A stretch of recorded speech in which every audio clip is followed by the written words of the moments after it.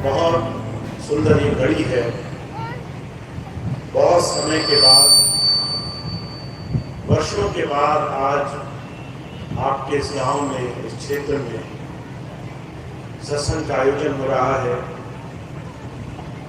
हम और आप एक दूसरे के सामने बैठे हैं। अपने जीवन से हम क्या लाभ उठा सकते हैं, क्या अर्थ इसका कमा सकते हैं,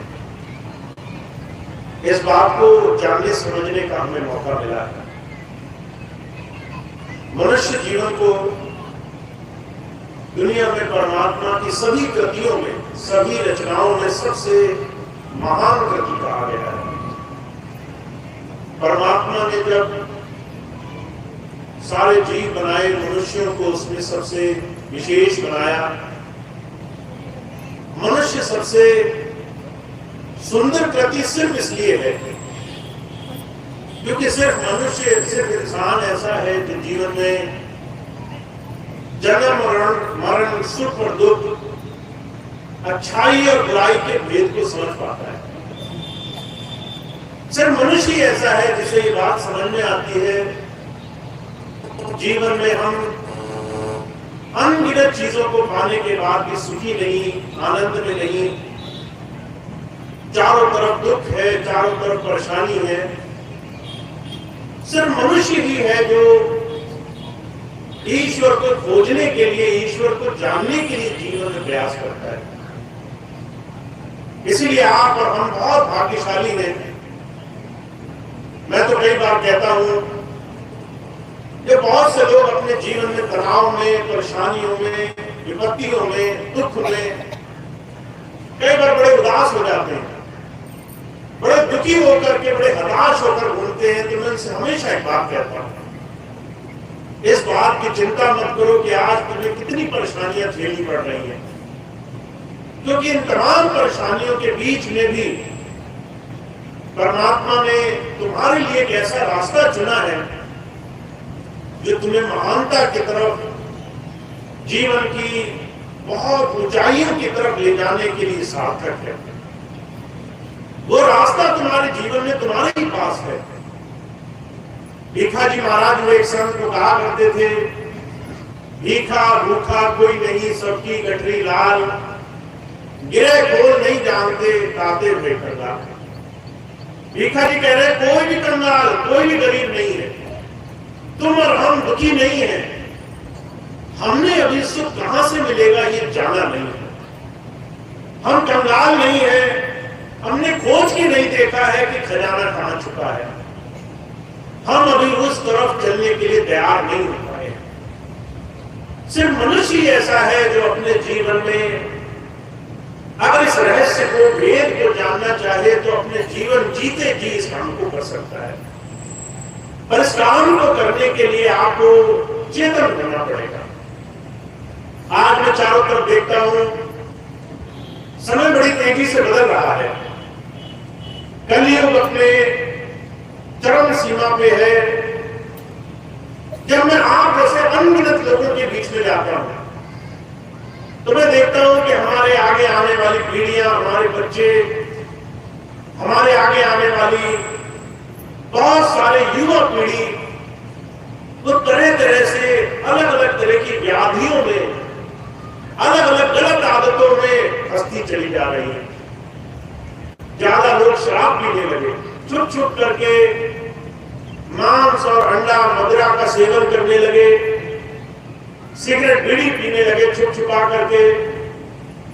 ये समय जितनी तेजी से गिरावट की तरफ जा रहा है, आप कल्पना नहीं कर सकते। अभी कुछ दिन पहले मैं पीलीभीत की तरफ एक गांव में था। एक सत्संगी भाई, एक माता अपने बच्चे को लेकर आई, बहुत दुखी परेशान, कहने लगी 12 साल का मेरा बच्चा है, पढ़ना छोड़ दिया इसने, इसको अपनी पढ़ाई में भविष्य नहीं दिखाई दे रहा है, अरे शराब पीने लग गया। 12 साल का बच्चा, साथ में इसने जो है शराब पीने के साथ साथ एक और कोई नशा करने लग गया।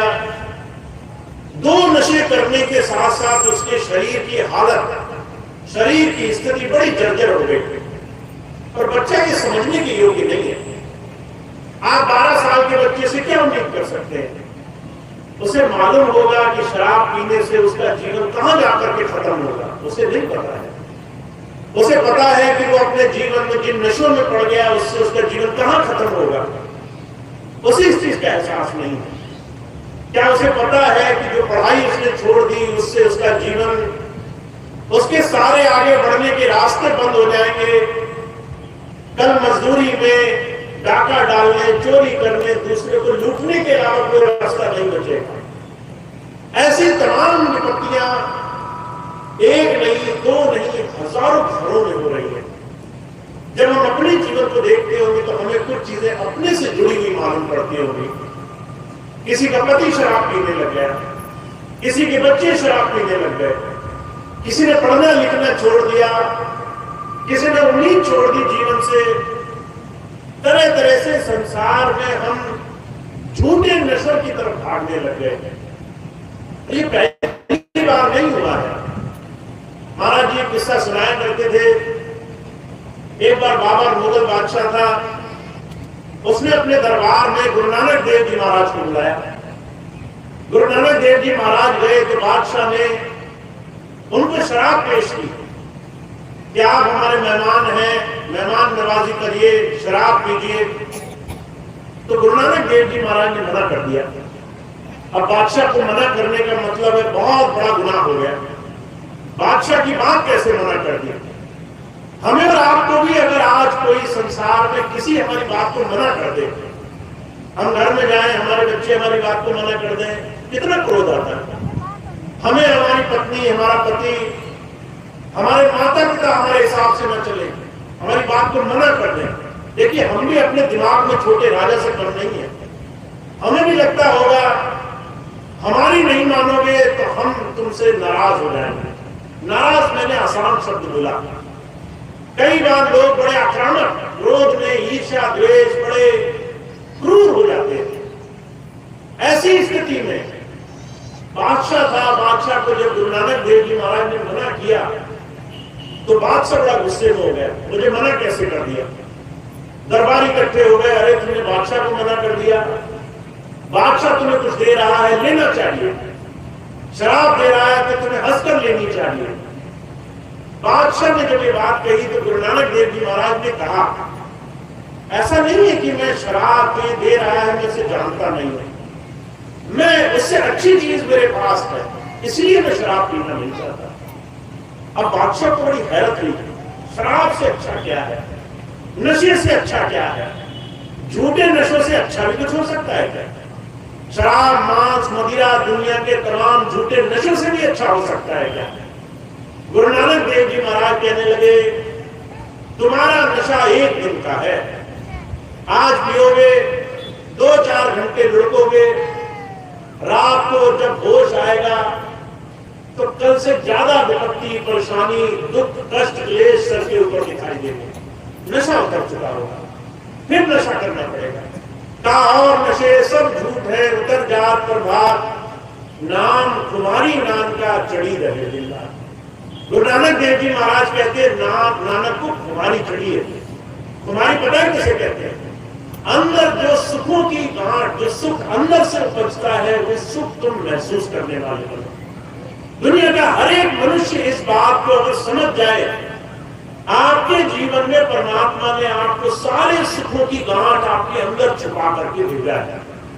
हमें और आपको समझना पड़ेगा आज के समय में, हमें जो ईश्वर देना चाहता है वो बाहर नहीं है। ऐसा नहीं है तुम गुरु जी के पास जाओ, गुरु जी हमारी मांग पूरी करो, तो अगले दिन आओ तो बड़ा घर मिलेगा तुम्हें, एक बड़ी कोठी, बैंक में ज्यादा पैसा, 2-4 बीघे ज्यादा जमीन।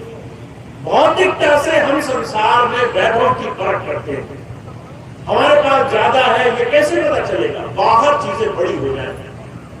और जब संत आते हैं वो कहते हैं थोड़ा गौर करना, तुम्हारे जीवन में जो भी कुछ तुम्हें मिला वो तुम्हें अंतर से ही मिला। अगर तुम्हें अच्छा भोजन किसी ने दिया, भोजन तुमने बड़े प्रेम से खाया, तुम्हें अच्छा लगा, ये कैसे पता चलेगा? तुम्हारे अंदर खुशी पैदा हुई, अंदर से आनंद पैदा हुआ। किसी ने तुम्हें लाख रुपए 2 लाख रुपए का बिस्तरा दे दिया, तुम्हें बड़ी फूलों की सेट पर सजा दिया, तुम्हें कैसे पता चलेगा वो अच्छा है? तुम्हें सुख की नींद आ जाए, तुम्हें आनंद और शांति की नींद आ जाए। कई बार आपने लोग देखा होगा, अमीर लोग वो रात को करवट बदल रहे, नींद नहीं आ रही है। अब बताओ वो बिस्तरा सुख नहीं दे रहा है। आप भोजन कर रहे हैं, मन में चिंताएं लगी हुई है, वो भोजन सुख नहीं दे रहा है। जो भोजन पाने के लिए संसार तड़प रहा है, जमीनें हैं, मुकदमे लगे हैं, सुख नहीं है। घर है, कलेश से भरा हुआ है, घर को क्या करोगे? महाराज जी कहा करते थे, ध्यान रखो, दुनिया का हर एक सुख तुम्हारे अंदर से उतर रहा है। अंदर से सुख उपजता है, शांति उपजती है, तृप्ति संतोष उपजता है, हमारे अंदर ठंडक अंदर से आती है। दुनिया का हर एक अनुभव आत्मिक है, दुनिया की हर एक खुशी आंतरिक है, दुनिया का हर एक सुख अंदर से उपज रहा है, बाहर सिर्फ उसके कारण बन जाते हैं। जब साधु आए, संत आए, तो उन्होंने कहा हमें दुनिया की चीजें नहीं चाहिए अपने अंदर के सुख को महसूस करने के लिए। सहजो भाई ने कहा, ना सुख विद्या के पढ़े, ना सुख वाद विवाद, न पढ़ने लिखने में सुख पाया, न तर्क वितर्क करने में सुख पाया, न राजनीति करने में सुख पाया। कैसे मिला सुख?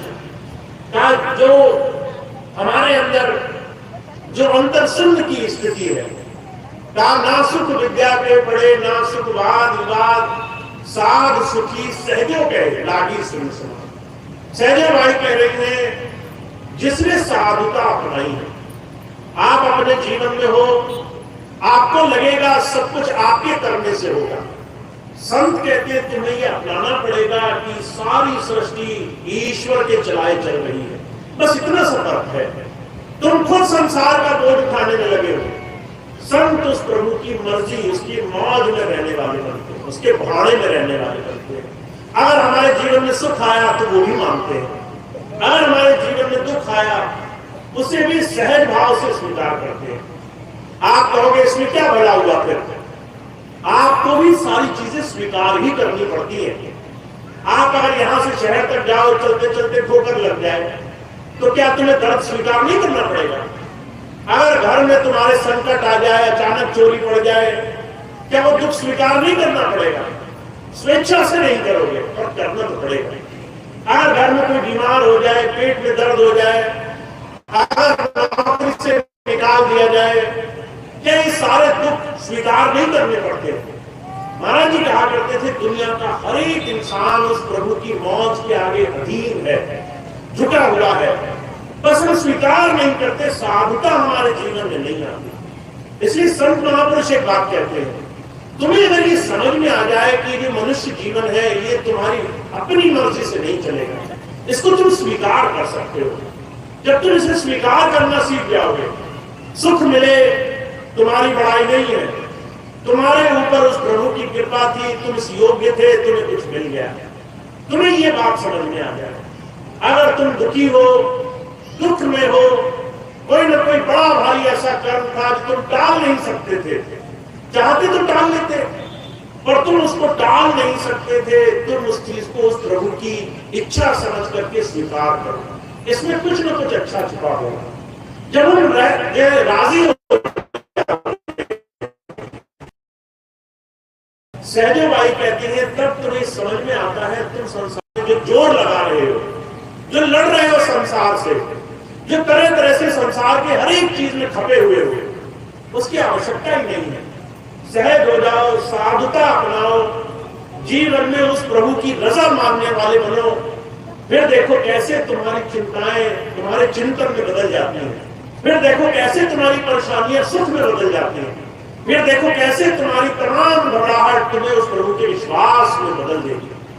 तो महाराज कहते हैं, हमें और आपको अपने जीवन में कुछ सीखना है। हम और आप भक्ति सिर्फ परमात्मा के आगे हाथ जोड़कर नहीं सीख सकते, शरणागत होकर के सीख सकते हैं। हमारा ये जो जीवन हमें मिला है, जिस जीवन को हम जी रहे हैं, चाहे वो गृहस्थ में हो, चाहे वो 1000 लोगों के साथ लेन देन में हो, तुम नौकरी करते हो, कारोबार में हो, तुम घर में हो, रिश्तेदारों में हो, 10 लोगों के साथ लेना देना हो, तुम वहां कैसे बन पाए? तुम उस जीवन में कैसे चीजों को लेने लगे। अगर तुम अलग अलग तरह की परेशानियों में, अलग अलग तरह की भावनाओं में जीवन को कैसे स्वीकार करना है ये पाना सीख गए तो जीवन में चमत्कार होगा। महात्मा बुद्ध के जीवन की घटना आती है। बुद्ध एक राजा के पुत्र थे, सिद्धार्थ नाम था उनका। जब वो राजा के पुत्र थे तो दुनिया के सारे ऐशो आराम, विलासिता, ताकत, जो भी आप चाहो वो होगा, ऐसी बड़ी भारी समर्था उनके पास थी। लोगों को जरा सी देर में दंड दे दिया करते थे। अहंकार की कोई सीमा नहीं थी। एक दिन उन्हें एहसास हुआ दुनिया की सारी चीजें मेरा कुछ भला नहीं कर रही। मैं जहां था वहीं हूं, मैं कहीं जा नहीं रहा, मुझे सच्चा जीवन का अर्थ नहीं समझ में आया। कुछ ऐसी घटनाएं हुई इनके जीवन में कि उन्होंने घर बार त्याग दिया, रात पाट छोड़ दिया और मन में एक चीज समझ में आई उन्हें, अगर मुझे प्रभु की इच्छा समझनी है तो ये जो मेरा अहंकार है, मैं कुछ हूं, ये मुझे छोड़ना पड़ेगा। तो भिक्षुक बन गए, भिखारी। भिक्षुक में और भिखारी में थोड़ा अंतर होता है। भिखारी में आत्मसम्मान नहीं होता, वो किसी से भी जाके मांग लेता है। आजकल भिखारियों की शक्ल अलग हो गई है। लोग सूट बूट बन करके, बड़े अच्छे कपड़े पहन करके भिखारी बन जाते हैं। आप देखिए किसी से भी मांगने के लिए कोई भी आदमी तैयार है। जब आप अपना ही पैसा मांगने जाओ तो लोग आंखें दिखाते हैं, कहते भाई तुम्हारा क्या इस पे हक है। तरह तरह से आपको बार बार दौड़ाएंगे। और चाहे बुद्ध भिखारी नहीं बने, भिक्षुक बने। भिक्षुक क्या था? उस प्रभु की रजा में रहना। जिसके यहां जाते थे, कहा भिक्षाम देही, उसने दिया दिया, नहीं दिया नहीं दिया, सबके लिए आशीर्वाद, सबके लिए मन में सद्भावना। जिसने नहीं दिया उसको भी आशीर्वाद देना, जिसने दिया उसे भी आशीर्वाद देना कि हे प्रभु इसका कल्याण हो। ऐसे करते करते लोग पहचान गए ये तो राजा का लड़का है। कीमती चीजें देने लगे, आसन देने लगे, अच्छा साधन देने लगे। तो बुद्ध ने सोचा ये तो बात नहीं बनी। हम तो ये सीखने आए थे मन माया से छूटेंगे कैसे। हमारे अंदर ये माया रूपी जो सांप है जो हमें डसता रहता है, इससे बचेंगे कैसे, अहंकार कैसे छूटेगा। उन्होंने वो स्थान भी छोड़ा और दूर निकल गए। 12 साल उन्होंने धीरे धीरे शरण कैसे पाई जाती है, उस परमात्मा की मर्जी में रहना कैसे होता है, ये सीखा। भक्ति करी, साधना करी। और अगर मैं आपको एक शब्द में बताऊं ईश्वर की भक्ति क्या होती है, उस ईश्वर की शरण में चले जाना ही उसकी भक्ति होती है। आप चाहे घर में हो, चाहे आप बाहर संन्यास में हो, अगर आपने अपने जीवन में शरणागत नहीं सीखी तो आप जीवन में कहीं भी होकर के भक्ति नहीं कर सकते। इसलिए हमारे स्वामी जी महाराज एक बात कहा करते थे, कहा रण के मारे बन गए, वन में लागी आग, वन बेचारा क्या करे जब घर में लागी आग। आपने सोचा घर में बड़े झगड़े हैं, आपने कहा चलो संन्यास ले लेते, बाहर चले गए। और जो कहा करते थे संन्यास जब लेने गए तो भी मन और मन की करतूतों से छुटकारा तो नहीं मिलेगा। मन जो शैतान है उस शैतानी से कैसे छुटकारा मिलेगा। शरणागत हमें ये समझना कि ईश्वर जो कर रहा है उसके अच्छे और बुरे में दोनों में जीवन में रास्ता बना है हमारा। हम उससे कुछ ना कुछ पाएंगे, हमें जीवन में कुछ मिलेगा, ये बात हमें समझ में आ जाए। बुद्ध ये बात समझे 12 साल के तप के बाद।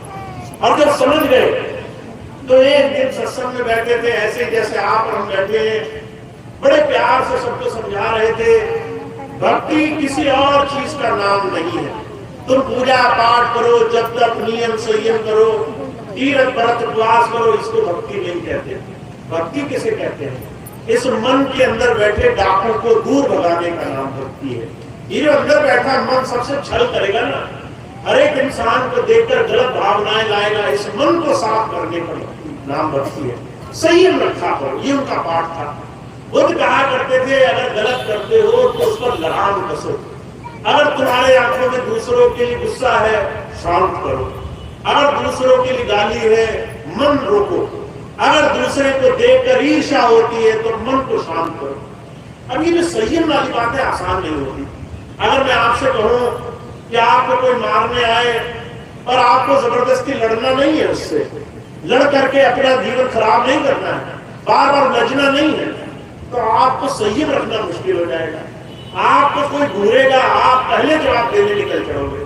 आप कहोगे पहले ईंट का जवाब पत्थर से दे लेंगे, फिर देखेंगे। महाराज जी कहा करते थे, ये बुद्ध यही समझाना चाहते थे, पहले देखो तुम्हारे करने से तुम्हारे जीवन में कुछ अच्छा होगा या बुरा होगा। अगर तुम्हारा काम न बनता हो, दूसरे के बहकावे में आकर के लड़ाई लड़ना व्यर्थ है। अब जब ये बात कही, संयम पर बहुत बोला करते थे, तो एक सेठ जी आए, आकर के बड़े गुस्से में आंख बदला, बुद्ध को बड़ी गालियां निकाली। जब बुद्ध को बहुत गालियां निकाली तो बुद्ध मुस्कुराते रहे, पूरा समय अपशब्द सुने और मुस्कुराते रहे। ये आसान बात नहीं होती। आप चाहे अपने घर में इस चीज का परीक्षण करके देखना, जब कोई आपको बुरा बोल रहा हो तब आप मुस्कुरा सको, देखना कितना बड़ा काम है। अगर कोई आपको गुस्सा कर रहा हो, आप मुस्कुरा कर दिखाना, उस वक्त आपको अपनी क्षमता, अपनी ताकत का पता चल जाएगा। किसी के बुरे बोलते पर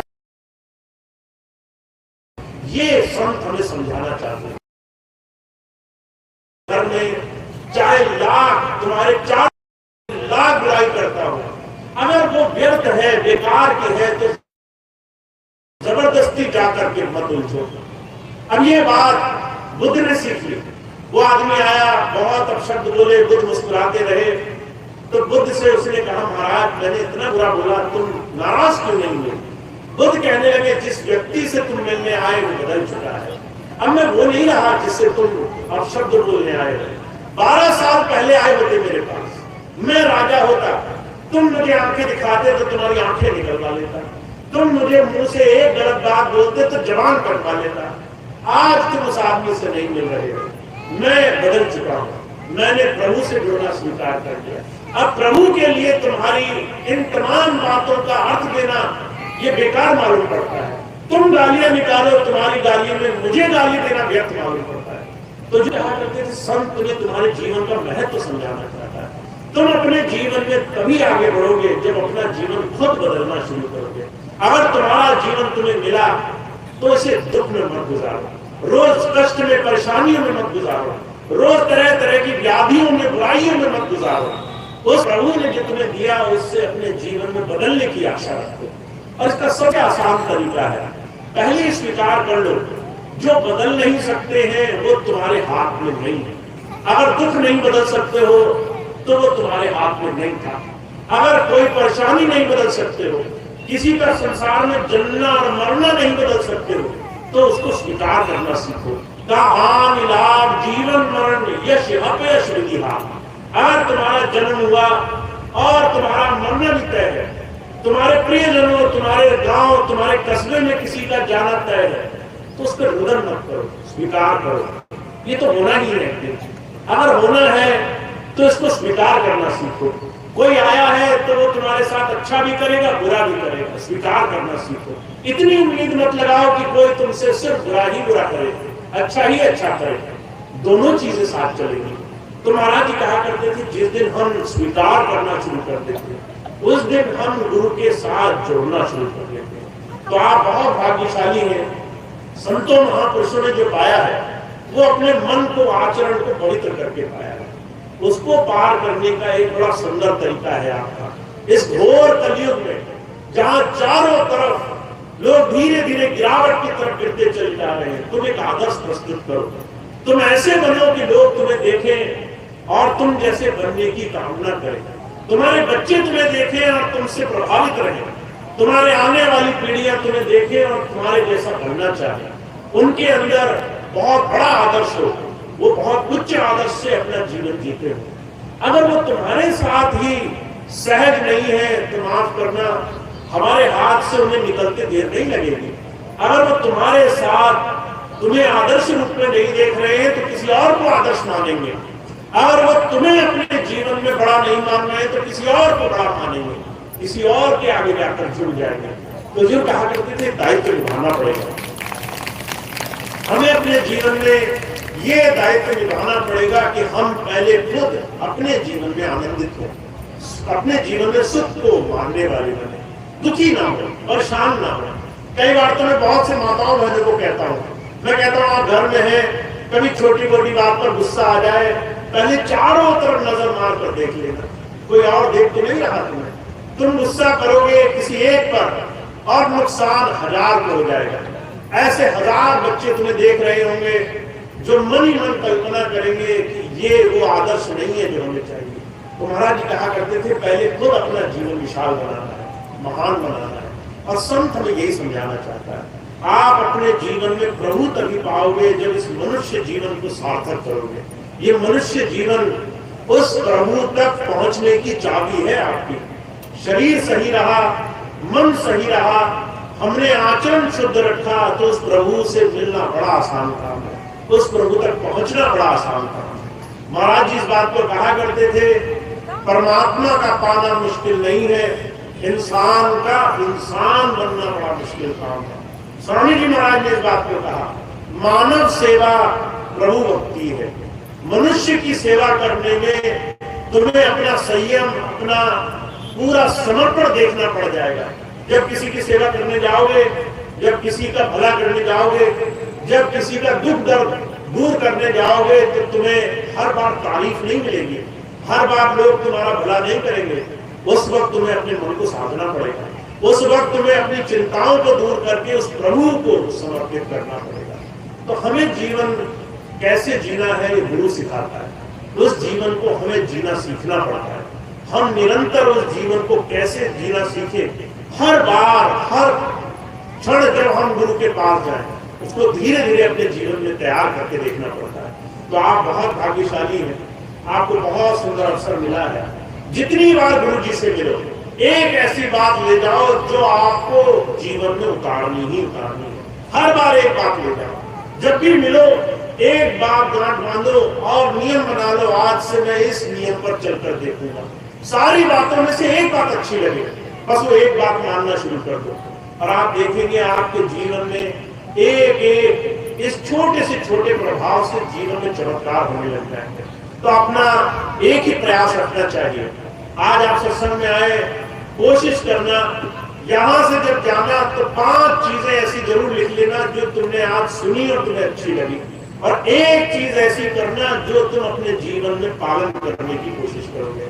अगर आपने ये किया तो सत्संग में आना सार्थक हुआ। और अगर आप यहाँ से उठे और बाहर गए और किसी ने पूछा कि आज सत्संग में क्या बोला गया, और तुम अपना सर खुजाने लग जाओ, तुम कहो न जाने क्या कहा था, पूरी बात सर के ऊपर से चली गई, आप वहां किसी को एक बात ना बता सको, तो सत्संग में आए और गए एक समान हो गया, उसका कोई लाभ नहीं मिला। तो मैं हमेशा एक बात कहता हूँ, कम से कम 5 चीजें लिख लेना जो तुम्हें समझ में आई, और एक ऐसी चीज उन 5 में से जो तुम्हें सबसे अच्छी लगी उसका पालन करने की कोशिश करना कि आज से मैं इस एक चीज का पालन करूंगा। अगर गुरु जी ने कहा सेवा करना, कैसे सेवा कर सकता हूँ? अगर गुरु जी ने कहा अपना गुस्सा काबू रखना, कैसे काबू कर सकता हूँ? अगर गुरु जी ने कहा थोड़ा सा क्षमादान करना, थोड़ा सा अपने जीवन में संयम रखना, थोड़ा शरणागत होना, कौन सी चीज तुम्हें अच्छी लगी? एक बात पकड़ लो और नियम बना लो कि आज से अगले 7 दिन तक मैंने करनी है। जब 7 दिन कर ले जाओ, फिर 7 दिन का नियम बनाओ। ऐसे तुम्हें इन बातों को धीरे धीरे 1 महीने तक साध लेना है। तब तक तुम्हें दोबारा मौका मिल जाए तो दोबारा सीखना शुरू करो। जो कहा करते थे, जो ऐसे निरंतर गुरु की बात से सीखते चलते हैं वो अपना जीवन बदल लेते हैं, वो अपने जीवन में बहुत बड़े बड़े परिवर्तन ले आते हैं। तो आपको देखिए बहुत सुंदर अवसर मिला है। भगवान श्री कृष्ण ने कहा है ये कर्म भूमि है, तुम अगर कर्म नहीं करोगे उत्तम तो उत्तम फल नहीं पाओगे। अगर तुम आज दर्द में करा रहे हो और तुम कहो मुझे आराम मिले, तो तुम्हें उससे छुटकारे का कुछ तो इलाज करना पड़ेगा। अगर दर्द में बैठे रहे, कुछ उत्तम कर्म नहीं किया, वही पुराने काम करते रहे, तो दर्द तो जैसा कल था वैसा आज रहेगा। आज से हो सकता है थोड़ा ज्यादा कल हो जाए, कम नहीं होगा। तो आपको कर्म पर थोड़ा ध्यान देना है। आज जो सुना कैसे इसे अपने जीवन में बदल लोगे, इसको थोड़ा सा अपने जीवन में ले आना है। तो आप बहुत भाग्यशाली हैं। मैं तो मानता हूँ हर एक वो इंसान जो सत्संग से जुड़ गया है, हर एक वो बच्चा जो सत्संग में आप लेकर आए हैं, हर एक उस बच्चे से जिससे आप सेवा करा रहे हैं, जिससे आप थोड़ी सी भी सेवा कार्य में लगाने के लिए तत्पर है। अभी कुछ दिन पहले मैंने देखा एक माता आई अपने बच्चे को लेकर के, जब वो आई सत्संग में तो हालांकि हम सबको मना करते पैर नहीं छूने चाहिए, तो वो आई दूर से, उसने दूर से ही झुक करके प्रणाम किया। छोटा सा बच्चा रहा होगा 2-3 साल का, उसने देखा माता ने तो प्रणाम किया, तो वो जब माता पलट गई तो वो बच्चा धीरे से आया और बिल्कुल वैसी ही नकल उतारने की कोशिश की उसने। मैंने गौर से देखा उसे, मैंने कहा इससे ज्यादा कोई माँ बाप क्या दे सकता है अपने बच्चे को। अपने आचरण से आपने बच्चे को सिखाया वो क्या करना चाहिए, कैसा जीवन उसका होना चाहिए। अब आप उसको लाख समझाते, हाथ जोड़ो, ये अपने पैर पे पड़ो, ये करो वो करो, आप उसको 1000 ग्रंथ पढ़ा देते, वो नहीं समझता। और एक बार आपने कुछ किया, उसने देखा, उसने पालन किया और वो जल्दी से समझ गया। तो जब आप अपने जीवन में खुद के लिए जियोगे, अपने आने वाले तमाम प्रेमियों के लिए, पीढ़ियों के लिए, बच्चों के लिए कुछ आदर्श प्रस्तुत करोगे, तब आपके जीवन में चमत्कार देखोगे। तो आप बहुत विशेष हैं, आपको हर बार गुरु जी का सानिध्य मिला है, जहां चारों तरफ कोई भी आपका भला नहीं सोच रहा है। आपको विश्वास नहीं होगा, आप बाहर जाओगे, किसी से पूछोगे कि भाई इधर से लखनऊ जाने का रास्ता क्या है, किसी को नहीं भी पता होगा तो भी गलत बता देगा आपको। वो कहेगा कम से कम ये मेरे पास से तो आगे निकल जाए। वो ये नहीं सोचेगा कितना लंबा चक्कर लगेगा तुम्हें, कितना भटक कर आओगे वापस, चाहे झूठ ही बोलना पड़ जाए। महाराज जी कहा करते थे, बाहर समाज में आसानी से अपना हित कर सोचने वाला मिलेगा नहीं आपको। ऐसे में संत में बार बार जीवन का मोल समझाता है, कह रहा थोड़ा सा जीवन है, ऐसा ना हो कि जब तुम जाने लोगे संसार से तो तुम्हारे आंखों में आंसू हो कि मेरा जीवन व्यर्थ चला गया, मैं चेत नहीं पाया, जाग नहीं पाया, मैं जीवन में वो नहीं कर पाया जिसके लिए मेरे को भेजा गया था। गुरु जी बार बार इसी एक बात को कहने के लिए आते हैं, सब काम करो, सारे कर्तव्य पूरे करो, माता पिता भाई बंधु नौकरी पैसा कमाना है सब करो अच्छे से अच्छा, और मनुष्यता मत भूलो, मानवता मत भूलो, इंसानियत मत भूलो।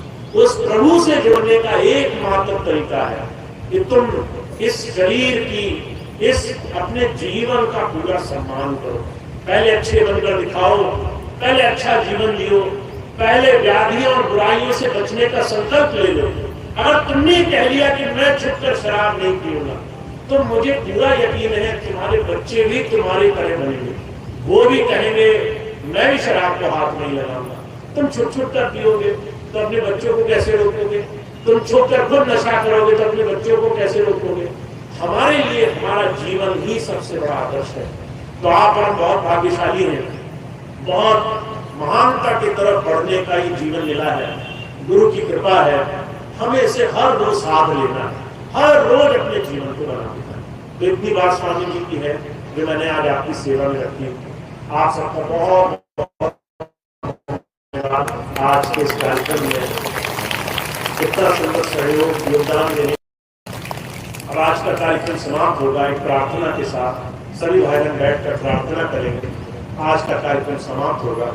मैं एक छोटी सी सूचना आपको बता, जितने भी भाई बहन आज इस क्षेत्र में इस सत्संग से जुड़े, बहुत अच्छी बात है आप आए, पर कई बार हम ऐसी परेशानियों में पड़ जाते हैं कि हर एक दिन के सत्संग में जाना संभव नहीं होता।